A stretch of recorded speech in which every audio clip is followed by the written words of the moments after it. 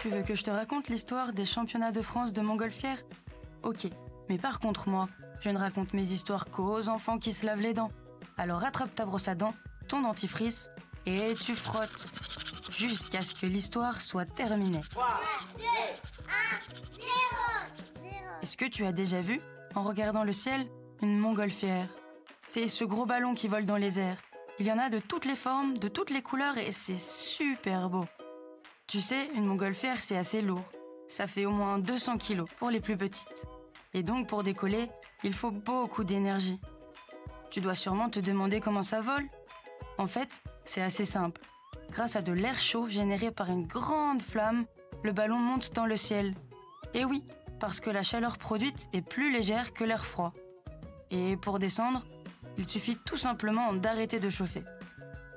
Mais alors, comment les pilotes font pour aller de gauche à droite? Eh bien, ils se laissent porter par le vent. Et figure-toi, suivant où on se situe dans le ciel, les vents ne vont pas toujours dans la même direction, ni à la même vitesse. Et ça peut paraître étonnant, mais ces gros ballons multicolores ont leur propre championnat de France. Tu veux savoir comment ça se passe? Je te raconte tout ça dans un instant. Mais avant, j'ai quelque chose d'important à te demander. Est-ce que tu sais comment on fait pour réparer une dent cassée? L'idéal, c'est déjà de récupérer le bout de la dent qui est tombé. Comme ça, le dentiste pourra le recoller. Mais si tu as oublié de le récupérer ou que tu l'as perdu, pas de panique. Le dentiste va alors utiliser une résine hyper résistante. C'est un genre de liquide visqueux et ultra collant qui va durcir grâce à une lumière bleue. On ne verra même pas la différence. Ta dent sera toute blanche. Bon, les dents, ça ne se casse pas comme ça, je te rassure.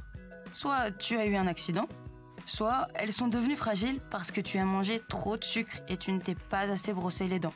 C'est pour ça qu'il faut bien les laver, pour qu'elles restent très solides. Pour en revenir à notre histoire, le championnat de France de montgolfière se déroule en plusieurs épreuves. Une de ces étapes, plutôt rigolote, est de viser précisément une cible. Il y a deux possibilités. Soit la cible est dans un champ, c'est alors une énorme croix blanche qu'on peut voir de très très haut dans le ciel, et il faut jeter un marqueur sur la croix. C'est une espèce de petit sac de sable. Celui qui l'a lancé le plus proche du centre gagne. Soit la cible est dans le ciel, et dans ce cas, il faut l'atteindre. Tu as compris, c'est quand même plus une question de précision que de vitesse. Il faut choisir d'où on décolle pour arriver au bon endroit. Dans une équipe, il y a 4 personnes. Un pilote, un navigateur qui donne la direction et 2 personnes au sol qui aident à diriger la montgolfière. Un véritable travail d'équipe. Bon, montre-moi un peu tes dents. Fais A, fais I. C'est pas mal tout ça. Bien blanche comme il faut. Tant pis pour vous les caries. Allez, maintenant, au lit.